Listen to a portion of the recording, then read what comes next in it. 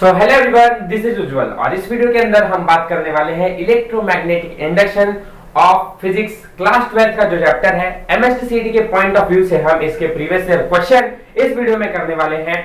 All the questions are of 2021। तो आपको एक अच्छी फीलिंग आएगी कि क्वेश्चंस जो 2022 में पूछे जाएंगे उसे इसी टाइप के रहेंगे।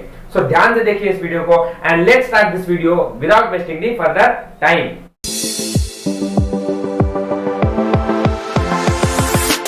Of EMI question is related with magnetic flux का कॉन्सेप्ट है। E is equal to d∅/dt। इस फॉर्मूले को लगाना है हमें, जो कि हमने वन शॉट वीडियो लेक्चर के अंदर थ्योरी के कवर किया है ये सारा। तो थोड़ा ध्यान से उस वन शॉट को देखकर आए, उसके बाद आपको अच्छी तरह से इजी से ये कॉन्सेप्ट भी समझ में आएंगे और इसके प्रीवियस ईयर क्वेश्चन भी आपको ऐसे हो जाएंगे। तो स्टार्ट करते हैं। The first question is magnetic flux changes from 0 to 3 into 10⁻⁻⁴ weber in time t through a coil of 100 turns. If the EMF induced in the coil is 1.5 volt, then value of t in second is, मतलब आपको time बताना है t in seconds। t is equals to question mark, पहली चीज ये लिखा गया। Second चीज, the magnetic flux passes, magnetic flux कहां से कहां चेंज हो रहा है, 0 से लेके 3 into 10⁻⁻⁴ चेंज हो रहा है।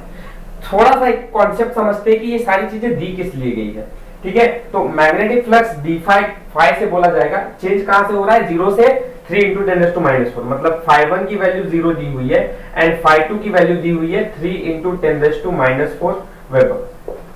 Then a coil of 100 turns, इसके बाद ये डेटा दिया हुआ है, मतलब हमें कॉइल ऑफ 100 टन्स में क्या बना रहा है, यहाँ पे n बताया हुआ है, 100 टन्स हो रही है यहाँ पर।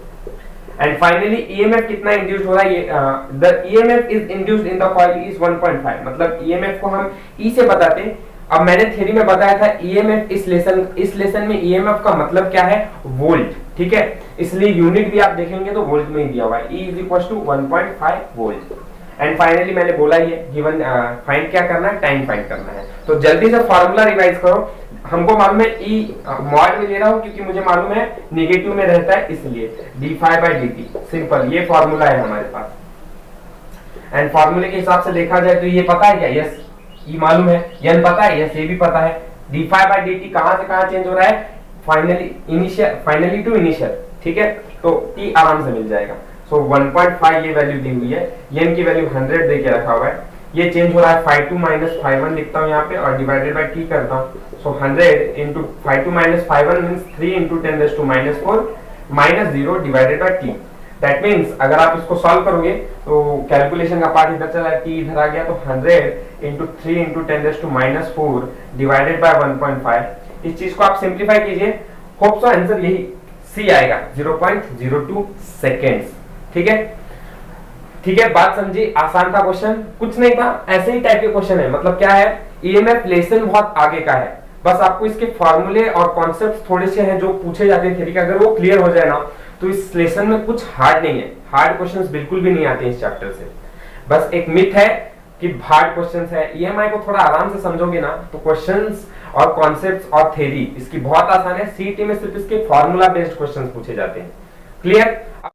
Next question is, question concept जो है इसका म्यूचुअल इंडक्टेंस का है। एंड मेन क्या है कि म्यूचुअल इंडक्टेंस में भी कपलिंग का एक फैक्टर मैंने सिखाया था और उसके रिलेटेड ही क्वेश्चन है इसका।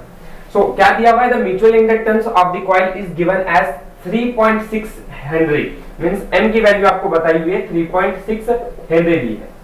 If the self inductance of the coil are L1 16 henry दिया हुआ है, L2 9 हेनरी दिया हुआ है। ठीक है, then coefficient of coupling between the coil is, तो कोएफिशिएंट ऑफ कपलिंग मतलब क्या, मैंने बताया था k कितना है, ये होता है coefficient of coupling.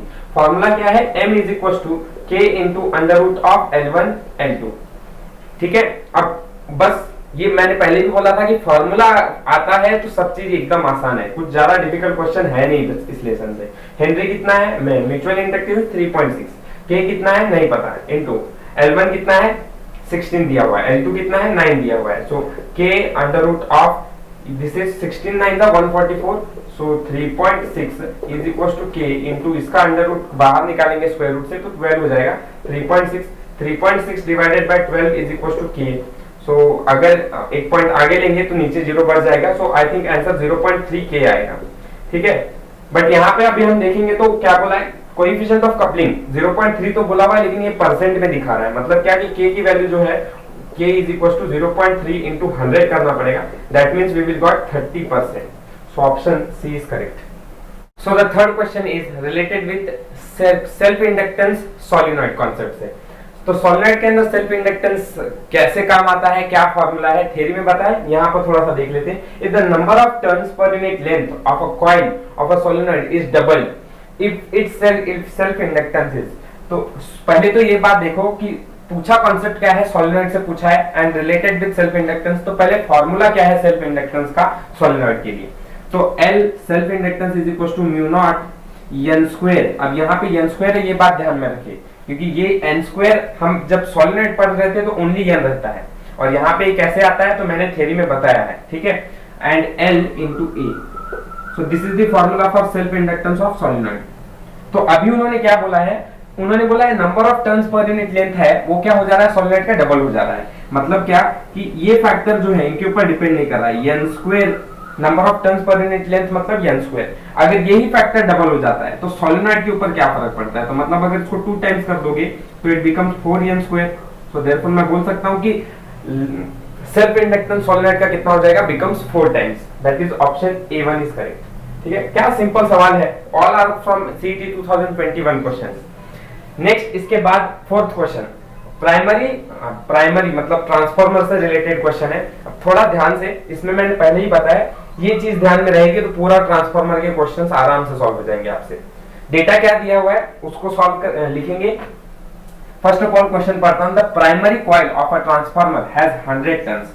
So primary coil transformer के कितने टर्न्स है, 100 टर्न्स है।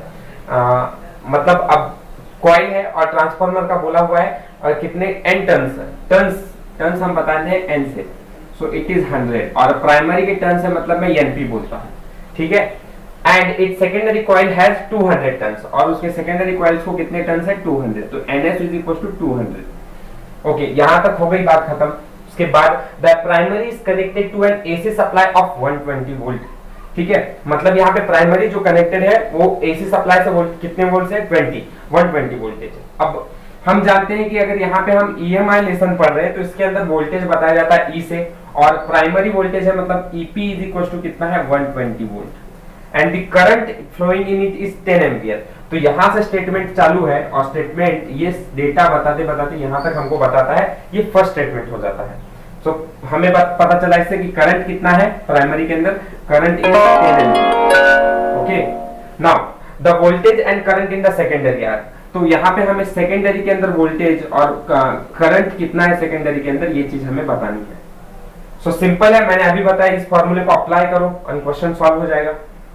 सो अभी हमें जो डेटा पता है, हमें ये फैक्टर मालूम है, ये फैक्टर पता है, सेकेंडरी हमें फाइंड करना है, मतलब ये हमें पता नहीं है और ये मालूम है, मतलब मैं इसका इस्तेमाल करके मैं ये चीज पता लगा सकता हूँ। सो देयरफॉर फर्स्ट मैं निकालने जा रहा हूँ voltage ES by EP is equal to NS by NP, and ES कितना है, ES फाइंड करना है, EP कितना है, EP इज 120, मतलब ES divided by 120 is equal to NS कितना है, NS is 200 divided by 100, that means I get as, ये फैक्टर खत्म, वो उधर जाएगा तो ES कितना मिल जाएगा, 240 वोल्ट।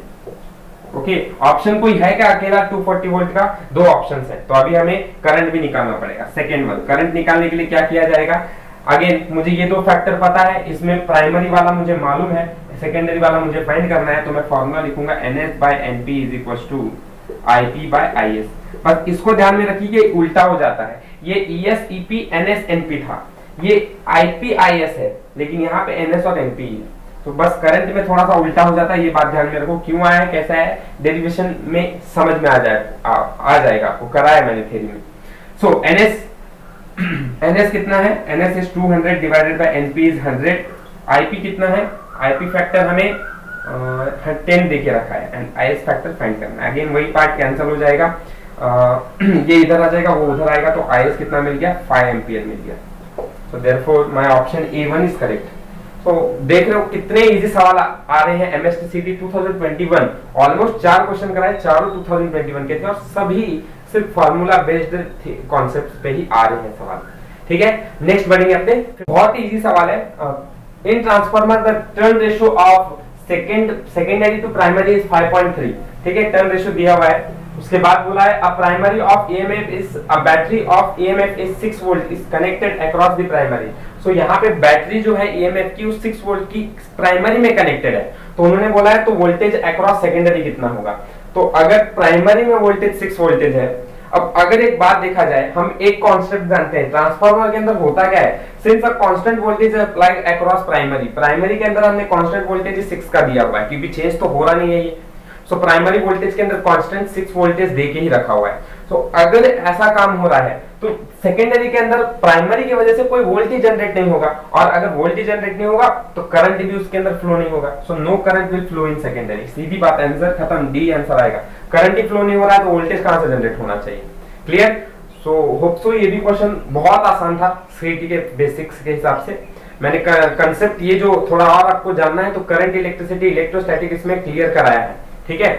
ओके, बाय दिस हम स्टॉप करेंगे इस वीडियो को। इसके अंदर हमने 5 क्वेश्चंस देखे जो 2021 एमएसटी सीईटी में पूछे हुए। सारे questions formula based and concept based है। सो अगर आपको फार्मूले वन शॉट वीडियो लेक्चर के अंदर देखे हैं आपने या देखने हैं आपको, तो वो आप मेरे वीडियो में ईएमआई के वन शॉट वीडियो लेक्चर पर देख सकते हैं। Hope you enjoy this video. If you have any doubt comment section में पूछ सकते हैं। Thank you for watching my video. All the best for your exam.